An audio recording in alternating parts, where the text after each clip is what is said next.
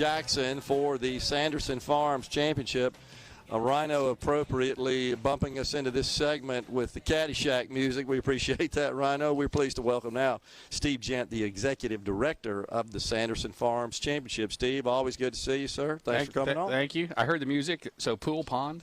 Yeah, exactly. Pond would be good for you. That's exactly right. Oh, man.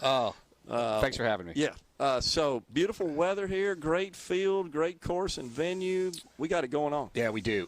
Blessed with the weather. Originally, the beginning of the week, there might have been a little bit coming through tonight, tomorrow. We're trying to push that off. But yeah, I mean, I've had a lot of the players and caddies and people here say it's never looked better. Oh, fantastic. Talking to the players who have been out there practicing on Tuesday and in the pro-ams, the greens are phenomenal. The fairways, Stanley Reed and his crew have done a phenomenal job these last few years, just in continuing to manicure the fairways. It looks really good. And not having 100 and whatever plus days of drought. Yeah. That helps a lot. As we experienced last year. Yeah, absolutely. It was hard. Right. Yeah. Well, Stanley and his crew absolutely do a fantastic job keeping this course in tip-top shape and certainly having it in just really optimum condition to host a tournament. I'm not sure, Steve, some of the members or some of the players, that participate in the tournament perhaps have never participated before. Maybe they don't expect those kind of great conditions when they come here. Yeah, I think they hear it from the guys all year long who've been here, right? Because they tell me that. It's like, man, guys have just said this is one of their favorite stops of the year. How everything's super convenient, right? You've got the clubhouse right there, the range. Parking is right here. Bag storage is right next to caddy dining. It's all kind of right here, which they love, right? It's not spread out. They're not taking golf carts everywhere. That's a good point. But the older guys have told the younger kids, hey, if you can fit it on your schedule or whatever, you got to go play. You got to go play Sanderson. Do you ever share the story that in 1979 that water was about up to our feet right here on this course? I wasn't here, so it's hard for me to share it, but I have heard it. There's a post out on Cypress One Green. A high water mark. High water mark. I since I've been here, and this is my 11th tournament, I've never seen it hit that yet. But it's about 30 feet up in a tree. So yeah, it's way up. It's where you put your suggestion box too. So it's good. Yeah. Yeah, so incredible. Now, you had some late entries in the tournament that are big-time names, right? We did. The player has until 5 p.m. Eastern, the Friday before tournament week to commit. So we kind of try to see who at the end. I kind of get a little bit of a preview if I know a player's coming because his agency will work with my housing coordinator and maybe book a room before they actually commit. So I kind of, or they register for their kids to be in daycare before I see it. But yeah, Matt Kuchar, who hadn't been here since 2007, is in the field. Ricky Fowler, who has not been here ever, is here. I've talked to Ricky a couple times. He loves the golf course. Matt loves it here. Awesome. Yeah, and Luke List is defending. Mackenzie Hughes coming off the President Cup this past weekend is here. We have 29 players in the field that have won in the last 2 years on the PGA Tour. That's awesome. So, it's like I tell everybody, 132 of the best players in the world. And I think you'll be amazed at the level of golf that you're going to see this week. What about the purse? $7.6 million. Isn't that incredible? It's amazing. I mean, it's awesome. More than double what it was when I got here, which is I'm not kicking in. I'm just saying that what we've done over the last 10 or 11 years, almost $1.4 million to the winner. I think the big thing is the FedEx Cup points, 500 FedEx Cup points to the winner, which actually comes with a players PGA Championship Masters exemption. Yeah, I think there's a lot to play for in the fall still. Highly coveted, the FedEx points, no doubt about it. Very much so. Now that the little tweak to the playoffs where top 70 cards are secured going into Memphis. Yeah. A lot of these guys are fighting for their card. A lot of them are still trying to get into that top 50 or 51 through 60 at the end of the fall, which gets them into those signature events next year. $20 million purses, no cuts except for a couple of them. A lot to play for. Steve, the PGA Tour it's a business. It's the business of entertainment, honestly. But they are so philanthropic. They give a lot back everywhere. The tour stops. Absolutely. In every stopping point where there is a tournament, there's just a huge effort to raise money for various local charities and great causes. the Sanderson Farms no exception to that. It's not, and we've led by the great folks at Wayne Sanderson Farms. They know how important the Children's Hospital is to us.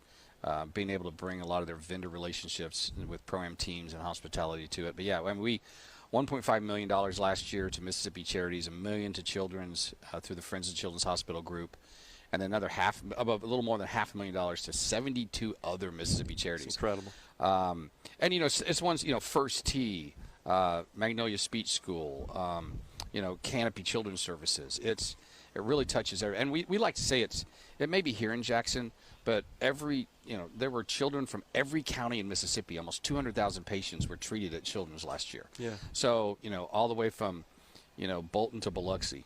I mean, you've got kids that are impacted by this tournament in one way or the other. And I took a tour a couple weeks ago when Luke List was here in town for Champions Day. If you haven't seen the inside of that Kathy and Joe Sanderson Tower, it'll touch you. I mean, it's amazing what we have. We have specialists that are coming to our state to work in that hospital when they could go to a lot of other places, yeah. right? The care that our kids receive, and we just hope to make a little bit of an impact. Yeah, that's totally awesome. Yeah.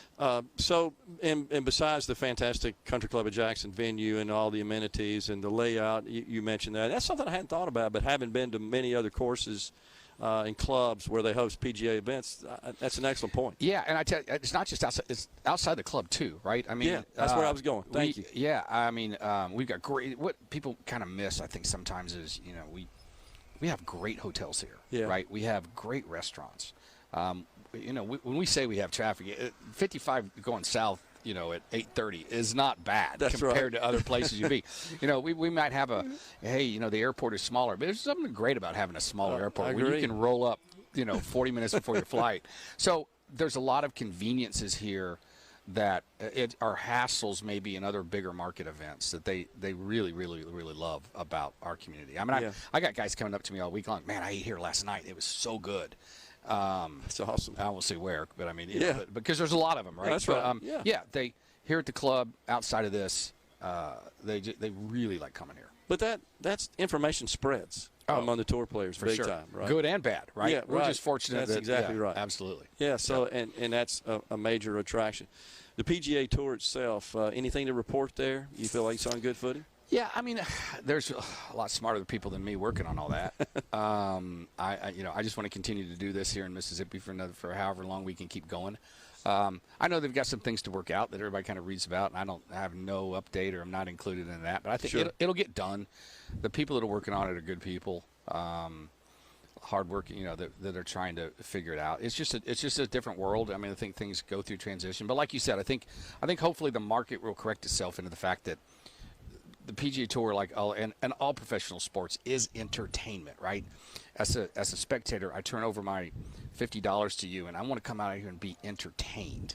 And I think it would be great if we could get to the point where all of the tournaments throughout the year get to see a rotation of all of the top players. If you're going to tell me that these 20 guys are the best of the best, well, like the NFL does. I mean, every Aaron Brady gets to go play in Indianapolis and Green Bay, and maybe not in the same year, but you rotate it, right? I used to work for the Indiana Pacers in the 80s selling tickets. Well, the NBA makes sure that the LA Lakers are playing every Eastern Conference team at least once in a home and home, right? So let's just make sure that we all get to be entertained by all the great players. You talked about the great hotels, restaurants, and so forth.